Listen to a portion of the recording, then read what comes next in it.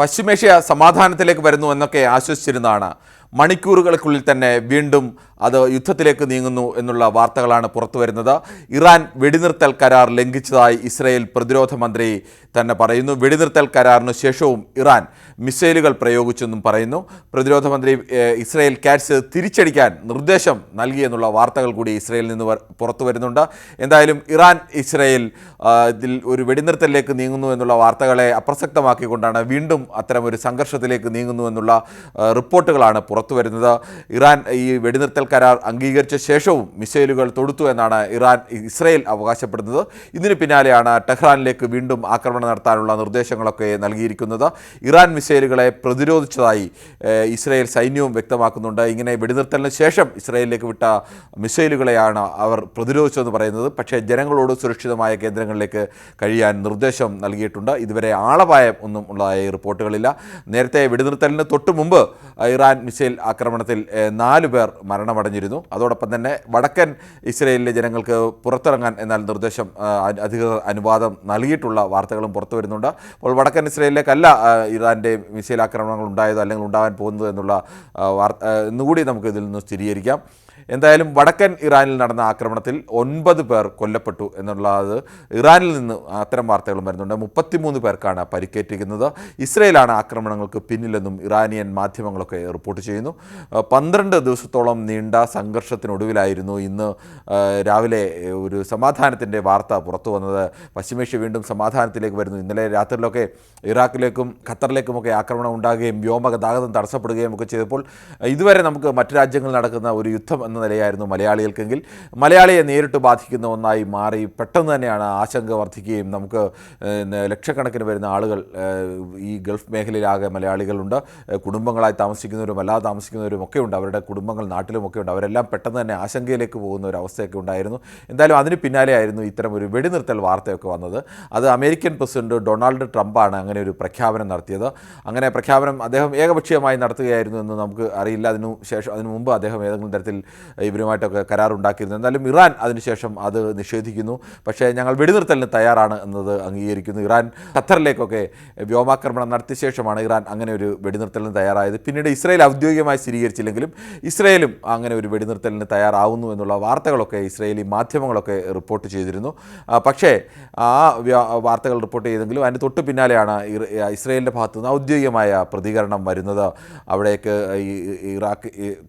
ഇറാൻ്റെ ഭാഗത്തു നിന്ന് വീണ്ടും വ്യോമാക്രമണം ഉണ്ടായി. അതുകൊണ്ട് ഞങ്ങൾ വെടിനിർത്തൽ കരാറിൽ നിന്ന് പിൻവാങ്ങുകയാണ്, ഞങ്ങൾ വീണ്ടും ആക്രമിക്കാനുള്ള നിർദ്ദേശം നൽകി എന്നുള്ള ഇസ്രയേൽ പ്രതിരോധ മന്ത്രി തന്നെ ഇത്തരം നിർദ്ദേശങ്ങളൊക്കെ നൽകി എന്നുള്ള വാർത്തയൊക്കെ പുറത്തു വരുന്നത്. എന്തായാലും ഇനി ട്രംപ് വീണ്ടും ഒരു മുന്നറിയിപ്പ് നൽകിയിട്ടുണ്ട്. ഇനി ആരെങ്കിലും വെടിനിർത്തൽ കരാർ ലംഘിക്കരുത്, ഇതിൽ കർശനമായ നിർദ്ദേശമാണെന്നൊക്കെ പറഞ്ഞിട്ടുണ്ട്. പക്ഷേ അത് ഇറാൻ്റെ ഭാഗത്തു നിന്നാണോ ഇനി ഇസ്രയേലിൻ്റെ ഭാഗത്തു നിന്നാണോ ഇക്കാര്യത്തിൽ ലംഘനമുണ്ടായത് എന്നൊക്കെ സ്ഥിരീകരണം പിന്നീട് വരാനുള്ളതാണ്. എന്തായാലും വീണ്ടും സംഘർഷത്തിലേക്ക് തന്നെ നീങ്ങുന്നു എന്ന തരത്തിലേക്കുള്ള വാർത്തകളാണ് ഏറ്റവും ഒടുവിൽ വന്നുകൊണ്ടിരിക്കുന്നത്. എന്തായാലും ആശ്വാസത്തിൻ്റെ മണിക്കൂറുകൾക്ക് അല്ലെങ്കിൽ ആശ്വാസത്തിന് മണിക്കൂറുകളുടെ ആയുസ് പോലും ഉണ്ടായില്ല എന്നതുകൂടി പറയുന്നു. പക്ഷേ വീണ്ടും ഒരു കടുത്ത യുദ്ധത്തിലേക്ക് പോകാനുള്ള അല്ലെങ്കിൽ കടുത്ത സംഘർഷത്തിലേക്ക് പോകാനുള്ള സാധ്യതകൾ കുറവാണ് എന്നുള്ള വിലയിരുത്തലുകൾ കൂടി വരുന്നുണ്ട്.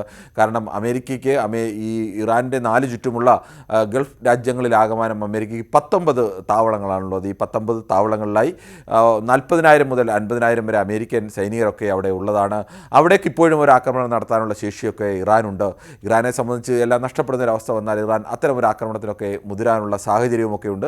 ഇതുകൂടി മുന്നിൽ കണ്ടുകൊണ്ടാവണം അത്തരമൊരു വെടിനിർത്തലിലേക്ക് ട്രംപ് നിർദ്ദേശം നൽകിയത്. അല്ലെങ്കിൽ അങ്ങനെ നിർദ്ദേശമൊക്കെ നേരത്തെ ട്രംപ് പറഞ്ഞിരുന്നത് ഏതെങ്കിലും ഒരു അമേരിക്കൻ പൗരന് ജീവൻ നഷ്ടപ്പെട്ടാൽ, ഏതെങ്കിലും അമേരിക്കൻ കേന്ദ്രങ്ങൾക്ക് നേരെ ആക്രമണം ഉണ്ടായാൽ ഇറാൻ നേരിടേണ്ടി വരിക അതിശക്തമായ തിരിച്ചടിയായിരിക്കും. ഇതുവരെ നേരിട്ടിട്ടില്ലാത്ത തിരിച്ചടിയായിരിക്കും നേരിടേണ്ടി വരിക എന്നൊക്കെ അവരും അമേരിക്ക മുന്നറിയിപ്പ് നൽകുന്നു. പക്ഷേ അതിന് പിന്നാലെയാണ് ഇത്തരം ഒരു ആക്രമണത്തിന് പിന്നാലെ ഞങ്ങളെ ആക്രമണം ഞങ്ങളെ നേരത്തെ അറിയിച്ചിരുന്നു എന്നൊക്കെ അമേരിക്ക അവകാശപ്പെടുന്നുണ്ട്. അതിൻ്റെയും സ്ഥിരീകരണം വരാറുണ്ട്. പക്ഷേ ഇറാൻ അതൊക്കെ നിഷേധിക്കുകയാണ്. ഇനി ആര് പറയുന്നതാണ് ശരി എന്നൊക്കെ തൽക്കാലം ഇപ്പോൾ കണ്ടെത്താൻ നിർവാഹമൊന്നുമില്ല. എന്തായാലും ഒരു വെടിനിർത്തൽ തയ്യാറാണെന്ന് ഇറാൻ സമ്മതിക്കുന്നു. ഇസ്രയേലും ആ സമയത്ത് സമ്മതിച്ചത് ഓപ്പറേഷൻ ലയൺ ലക്ഷ്യം കണ്ടെത്തിയെന്നായിരുന്നു. ഓപ്പറേഷൻ ലയൻ്റെ ഏറ്റവും പ്രധാനപ്പെട്ട ലക്ഷ്യമായി അവർ പറഞ്ഞിരുന്നത് ഒന്ന് ഇറാനിലെ ആണവ നിലയങ്ങൾ തകർക്കുക എന്നുള്ളതാണ്, ആണവ പദ്ധതി ഇല്ലാതെയാക്കുക എന്നുള്ളതാണ്.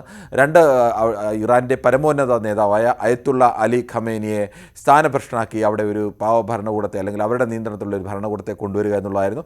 അതൊന്നും എന്തായാലും നടന്നിട്ടില്ല. ഇറാൻ്റെ അവകാശവാദം അനുസരിച്ചാണെങ്കിൽ ഈ അമേരിക്കൻ ബങ്കർ ബസ്റ്ററുകളൊക്കെ വീണെങ്കിലും അവിടുന്ന് സമ്പുഷ്ടീകരിച്ച യുറേനിയം അതെല്ലാം അവിടുന്ന് നേരത്തെ തന്നെ ഞങ്ങൾ മാറ്റിയിരുന്നു. അതുകൊണ്ട് ഞങ്ങൾക്ക് ഏതെങ്കിലും തരത്തിൽ നഷ്ടമുണ്ടായിട്ടില്ല. ചെറിയ ചില കേടുപാടുകൾ ഈ ടണലിൻ്റെ ഭാഗത്തൊക്കെ ഉണ്ടായി എന്ന് മാത്രമാണ് ഇറാൻ അവകാശപ്പെടുന്നത്. അതും നമുക്ക് എത്രത്തോളം വിശ്വസിക്കാം എന്നുള്ളതിൽ ചോദ്യങ്ങൾ ഇപ്പോഴും ബാക്കിയാണ്. എന്തായാലും പെട്ടെന്ന് തന്നെ ഇറാന് ആ സമ്പുഷ്ടീകരിച്ച യുറേനിയം ഒന്നും ഉപയോഗിച്ച് ഒരു ആണവായുധം നിർമ്മിക്കാൻ കഴിയില്ല എന്നാണ് ലോകം പൊതുവെ അന്താരാഷ്ട്ര ആണവോർജ്ജ ഏജൻസിയൊക്കെ ഇപ്പോൾ വിലയിരുത്തുന്നത്. അത്തരം വേണമെങ്കിൽ അത് ഇസ്രയേലിന് അവരുടെ യുദ്ധലക്ഷ്യങ്ങളിൽ ഒന്ന് നേടി എന്ന് പറയാം. രണ്ടാമത്തെ ലക്ഷ്യം അപ്പോഴും അവിടെ നിൽക്കുകയാണ്. അയത്തുള്ള അലി ഖമേനിയെ വധിക്കാനുള്ള നീക്കം അടക്കമുണ്ടായിരുന്നു. എന്തായാലും അത്തരം കാര്യങ്ങളിലേക്കൊന്നും നടന്നിട്ടില്ല. എന്തായാലും ഇസ്രയേൽ ഇപ്പോൾ യുദ്ധത്തിൽ നിന്ന് പിന്മാറുന്നു എന്ന് പറഞ്ഞിട്ട് വീണ്ടും ആക്രമണത്തിലേക്ക് തുനിയുന്നു എന്നുള്ള വാർത്തകൾ കൂടി വരുന്നു. ഇനിയിപ്പോൾ ഇറാനിലേക്ക് ഇനി ഏത് സമയത്തും ആക്രമണം ഉണ്ടാവാനുള്ള സാധ്യത കൂടി നിലനിൽക്കുകയാണ്. അങ്ങനെയാണെങ്കിൽ ചിലപ്പോൾ ഇറാൻ്റെ ഭാഗത്തു നിന്നും വീണ്ടും ശക്തമായ ആക്രമണം, അതിനി ഇസ്രയേലിലേക്ക് നേരെയാണോ, ഇനി അമേരിക്കയുടെ ഏതെങ്കിലും കേന്ദ്രങ്ങൾ, സമീപ രാജ്യങ്ങളിലൊക്കെ ഉണ്ട് കേന്ദ്രങ്ങൾ, അതിന് നേരെയാണോ എന്നതൊക്കെ വരും മണിക്കൂറുകൾ മാത്രമേ നമുക്ക് അറിയാൻ കഴിയൂ.